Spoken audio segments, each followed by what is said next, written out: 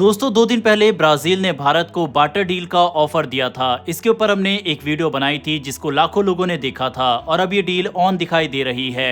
पिछले एक हफ्ते से लगातार ब्राजील का डेलीगेशन भारत का दौरा कर रहा है। इसमें सबसे पहले ब्राजील के राष्ट्रपति के एडवाइजर भारत का दौरा करके गए। इसके बाद ब्राजील के उपराष्ट्रपति और कई अन्य मिनिस्टर्स भारत के दौरे पर आए। ब्राजील ने भारत को यह ऑफर दिया था कि अगर भारत हमसे ट्रांसपोर्ट विमान खरीदता है, दरअसल भारत को भारी संख्या में ट्रांसपोर्ट विमानों की जरूरत है। ऐसे में ब्राजील की कंपनी एम्ब्रियर से डील करने के लिए ब्राजील की सरकार भारत को अलग अलग ऑफर दे रही थी और इसी के तहत उन्होंने कहा कि अगर बार्टर सिस्टम के तहत भारत हमारे साथ डील करता है जिसमें भारत हमसे ये ट्रांसपोर्ट विमान खरीदे, जिसमें बकायदा ब्राजील की तरफ से ट्रांसफर ऑफ टेक्नोलॉजी और मैन्युफैक्चरिंग प्लांट भी भारत के अंदर लगाया जाएगा, बदले में इतने ही रुपए के भारतीय हथियार ब्राजील खरीदेगा।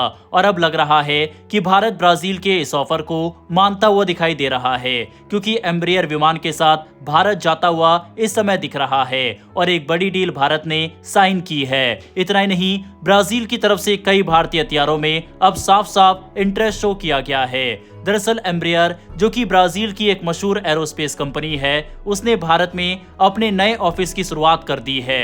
कंपनी ने अपनी पूरी तरह से स्वामित्व वाली भारतीय सहायक कंपनी का ऑफिस नई दिल्ली के एरो सिटी में वर्ल्ड मार्क 4 बिल्डिंग में खोला है। इस मौके पर ब्राजील के उपराष्ट्रपति, ब्राजील के रक्षा मंत्री, भारत के नागरिक उड्डयन मंत्री, भारत में ब्राजील के राजदूत मौजूद थे। ये कदम भारत और ब्राजील के रिश्तों को और मजबूत करने वाला साबित हुआ है। ये नया ऑफिस एम्ब्रियर के भारत में ऑपरेशंस का मुख्य केंद्र बनेगा।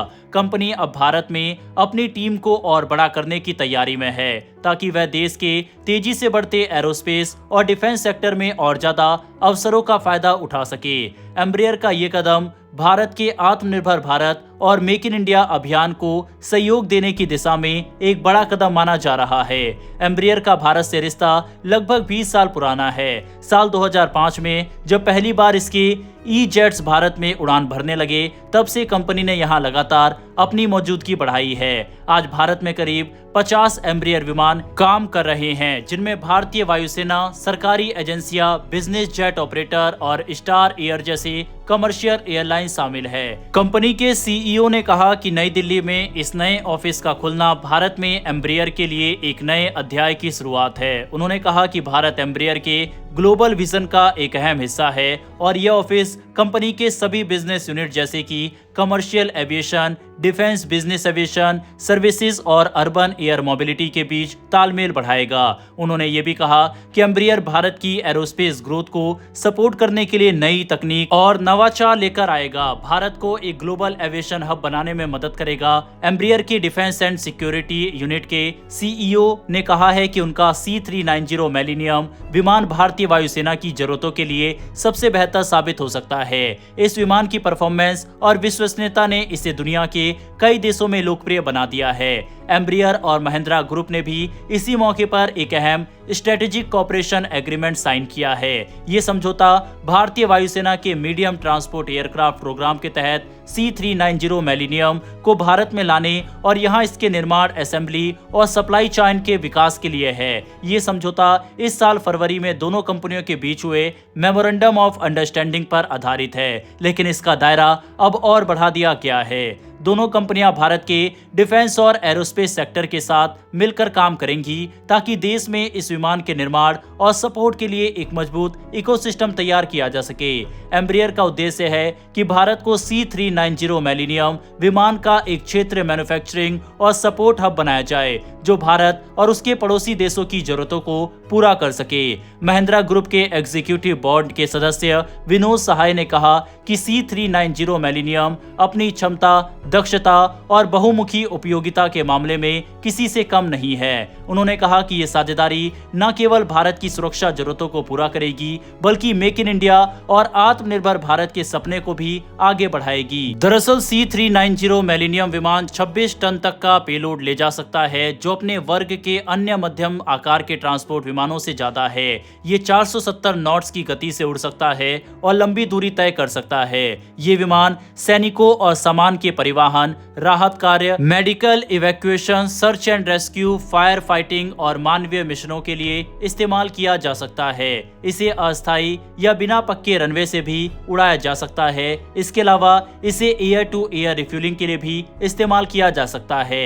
C390 पहले से ही ब्राजील, पुर्तगाल, हंगरी, नीदरलैंड, ऑस्ट्रिया, दक्षिण कोरिया, चेक रिपब्लिक, स्वीडन, स्लोवाकिया, लिथुआनिया और एक गुप्त ग्राहक देश द्वारा चुना जा चुका है। अब भारत भी इस सूची में शामिल हो सकता है, जिससे देश की ट्रांसपोर्ट एविएशन क्षमता में बड़ा सुधार आएगा। एम्ब्रियर का भारत में काम सिर्फ डिफेंस तक सीमित नहीं है, कमर्शियल एविएशन सेक्टर में भी इसके ई-जेट्स विमान भारत के छोटे और मध्यम शहरों को जोड़ने में अहम भूमिका निभा रहे हैं। स्टार एयर, जो पूरी तरह से एम्ब्रियर के विमानों का इस्तेमाल करती है, अब देश भर में अपने नेटवर्क को तेजी से बढ़ा रही है। वहीं एक तरफ जहां भारत ने एम्ब्रियर के साथ ये डील साइन की है, वहीं दूसरी तरफ भारत ने अपने आकाश मिसाइल डिफेंस सिस्टम का ऑफर ब्राजील को दिया है, जिसके ऊपर हमने कल वीडियो बनाई थी।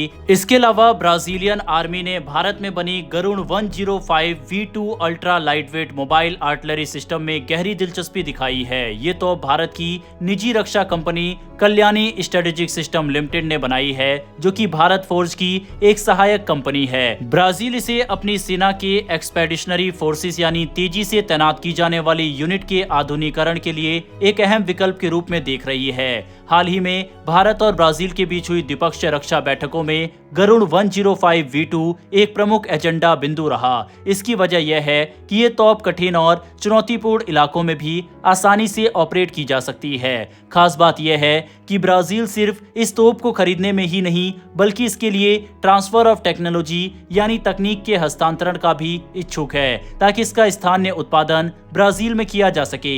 ब्राजील के ऑपरेशनल इलाकों को देखें तो वहां का बड़ा हिस्सा घने अमेज़न जंगलों और मुश्किल पहाड़ियों इलाकों से घिरा है। ऐसे में वहां की सेना को ऐसे हथियारों की जरूरत है जो हल्के हो, जल्दी मूव कर सके और किसी भी इलाके में फायर सपोर्ट दे सके।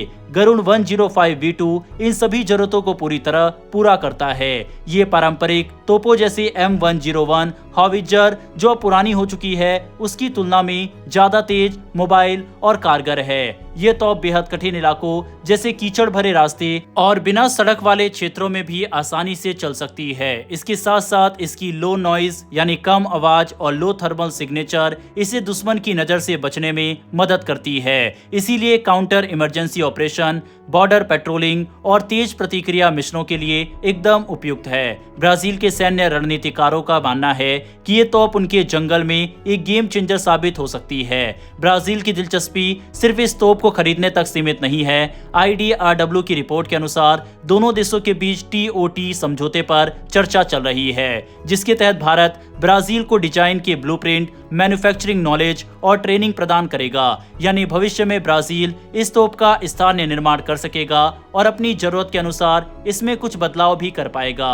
बहरहाल ब्राजील के साथ साइन होती इन डील्स और ब्राजील के भारतीय हथियारों में इंटरेस्ट, ये दोनों देशों के लिए काफी अच्छी खबर है। वहीं अब देखना इंटरेस्टिंग रहेगा कि क्या आगे चलकर ब्राजील भारत के फाइटर विमान यानी तेजस में भी अपना इंटरेस्ट दिखाता है और इसको खरीदता है या नहीं, क्योंकि हल्के विमानों की भी ब्राजील की सेना को जरूरत है। ऐसे में ये उम्मीद लगाई जा सकती है कि आगे चलकर ब्राजील इसके साथ चला जाए। साथ ही अब ये भी देखना इंटरेस्टिंग रहेगा कि क्या ये सभी डीले बार्टर सिस्टम के तहत यानी सामान के बदले सामान के तहत होगी, जिसका ब्राजील ने ऑफर दिया था, या फिर नहीं। बहरहाल इस पूरी खबर पर अपनी राय कमेंट बॉक्स में लिखकर बताइएगा। फिर मिलेंगे डिफेंस और वर्ल्ड अफेयर से जुड़ी ऐसी एक नई वीडियो के साथ। धन्यवाद। जय हिंद, जय भारत।